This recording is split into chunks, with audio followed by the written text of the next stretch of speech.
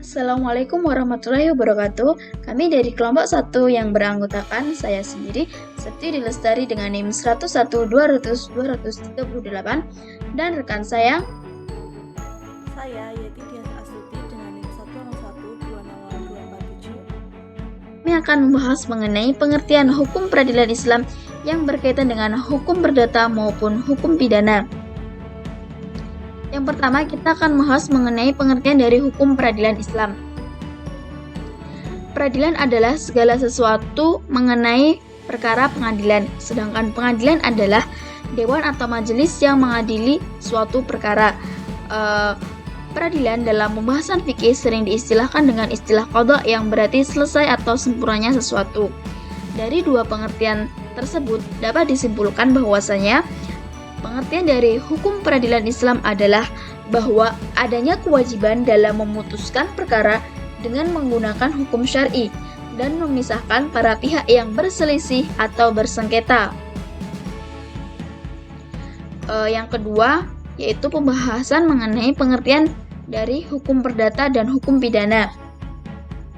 Yang pertama, hukum perdata adalah segala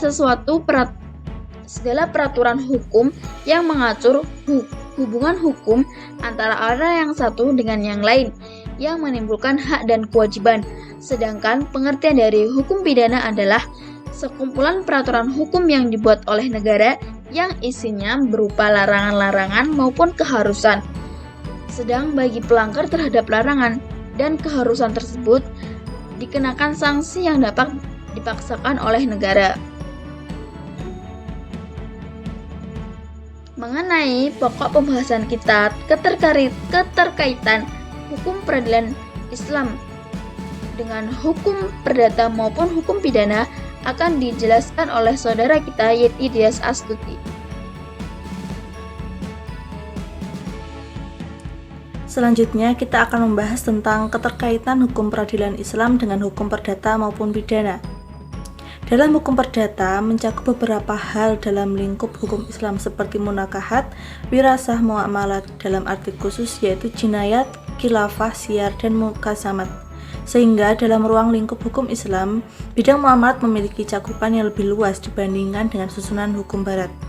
Kemudian, mengenai keterkaitan hukum peradilan Islam dengan hukum pidana adalah di dalam hukum perdata mencakup berbagai macam hukum Islam, salah satunya jinayat.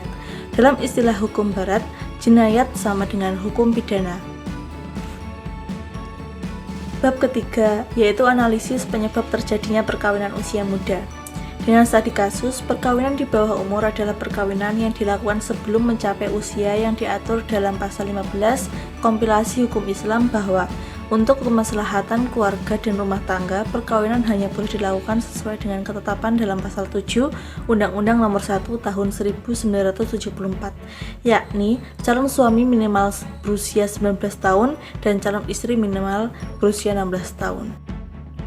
Beberapa penyebab dari pernikahan dini yaitu karena adanya pergaulan bebas.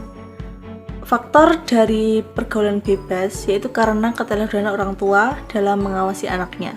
Contohnya, ketika orang tua sedang sibuk atau bekerja dan anaknya sudah diizinkan untuk memegang Android, maka dari hal tersebut anaknya bisa menemukan hal-hal baru yang bisa berdampak negatif ataupun positif bagi anaknya tersebut. Lalu, faktor kedua yaitu faktor seksualitas, dimana kan sekarang anak-anak SD sudah banyak yang pubertas.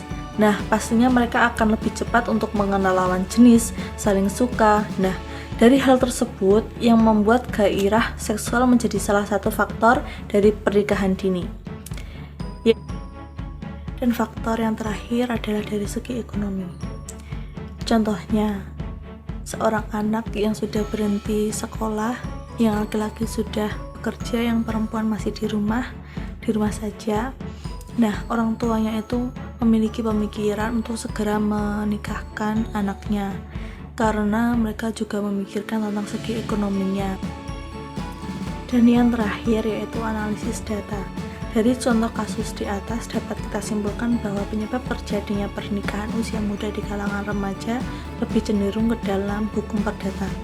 Karena dalam hukum perdata mengatur tentang perkawinan yang diatur dalam Undang-Undang Nomor 1 Tahun 1974. Selain diatur dalam hukum perdata, perkawinan juga dijelaskan dalam sistem hukum Islam karena suatu pernikahan dapat dilakukan berdasarkan hukum agama. Perkawinan didasarkan atas persetujuan dan aturan batas minimal usia menikah antara laki-laki dan perempuan.